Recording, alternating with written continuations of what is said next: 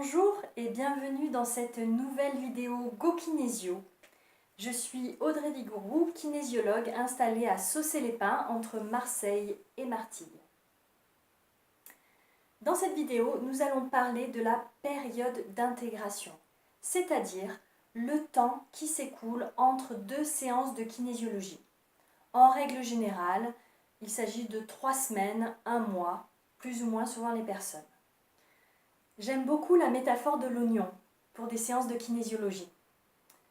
Il y a plusieurs couches qui sont libérées petit à petit au fur et à mesure de la séance et au fur et à mesure des séances de kinésiologie. Quand une couche est enlevée, il y a comme un soulagement. On se sent mieux. Par contre, les couches inférieures peuvent remonter à la surface et se manifester plus ou moins intensément. Donc, ne considérez pas comme acquis le mieux-être que vous pouvez ressentir. Tant que nous ne sommes pas allés au cœur de votre problématique, au cœur de cet oignon, nous ne pouvons pas escompter un résultat durable. Il existe 3 états suite à une séance de kinésiologie. Tout d'abord, un état de mieux-être. Les choses vont mieux et tant mieux. Deuxième état possible, rien à signaler. Je n'observe rien à l'extérieur dans mon environnement ou à l'intérieur dans mon énergie. Rien de particulier, rien à dire. Ce n'est pas qu'il ne se passe rien.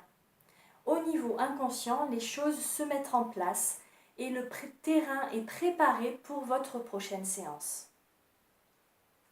Troisième état possible, les choses empirent. Oui, c'est une façon également de libérer le stress.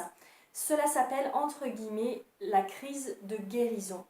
Si au bout de 3 jours, vous êtes toujours au plus mal, n'attendez pas. Prenez rendez-vous en urgence avec votre kinésiologue ou bien avec une personne qui vous fera du bien. Par exemple, un masseur, un ostéopathe, un psychologue, le médecin traitant. Au sein d'une même période d'intégration, vous pouvez expérimenter un état ou 2, voire 3, ça peut changer. Suite aux séances de kinésiologie, vous pouvez expérimenter un état principal différent.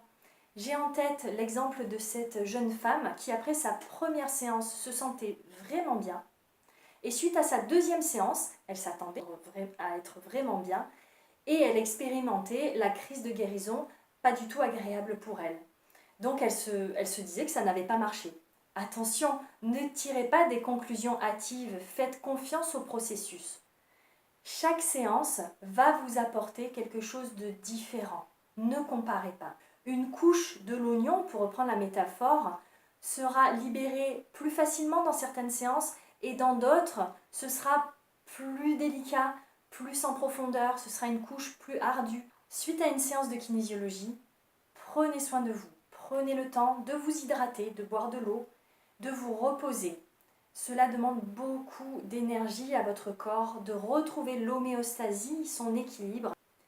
Comment faire pour bien vivre sa période d'intégration? Tout d'abord, je vous recommande de faire les exercices qui sont sortis pendant la séance de kinésiologie et en particulier à la fin. Le kinésiologue demande à votre corps s'il y a des exercices à faire à la maison. S'il y en a, pratiquez-les. Il y a également les vidéos en soutien. Je vous recommande de visionner par exemple les vidéos sur les 6 fondamentaux. Deuxième ingrédient pour bien vivre sa période d'intégration. La confiance, la foi. La foi en la kinésiologie, en ces techniques qui ont fait leurs preuves. Enfin, la confiance en vous-même, en votre corps. Qui mieux que votre corps connaît tous les tenants et les aboutissants de votre problématique et donc de votre solution.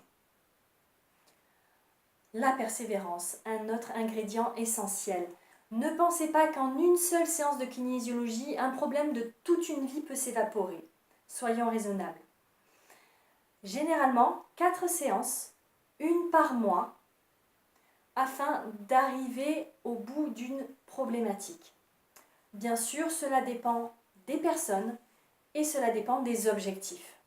Généralement, une première séance sur le temps présent, une deuxième séance sur la période fœtale, la petite enfance, la naissance, une troisième séance sur les générations.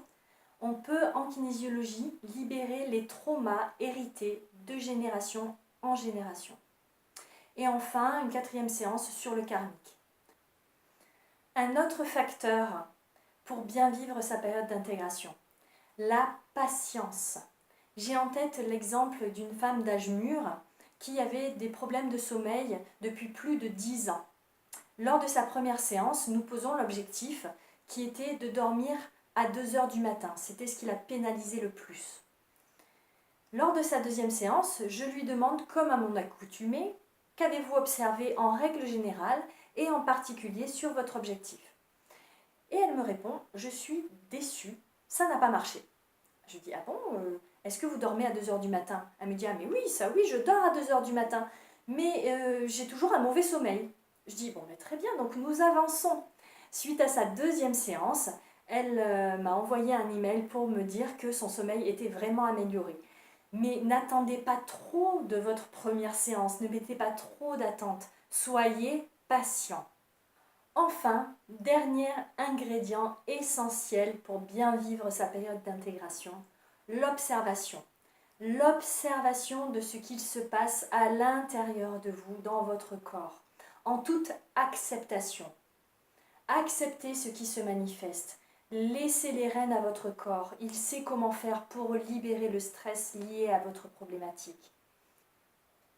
En conclusion, les résultats sont proportionnels à votre implication. Les exercices, la confiance, la persévérance, la patience, l'observation objective intérieure sont des éléments clés pour bien vivre votre période d'intégration. En physique quantique, il est dit que ce sur quoi on porte son attention se développe. Portez votre attention sur le positif, sur la formulation positive de votre objectif. Je vous remercie pour votre écoute et je vous dis à bientôt dans une nouvelle vidéo.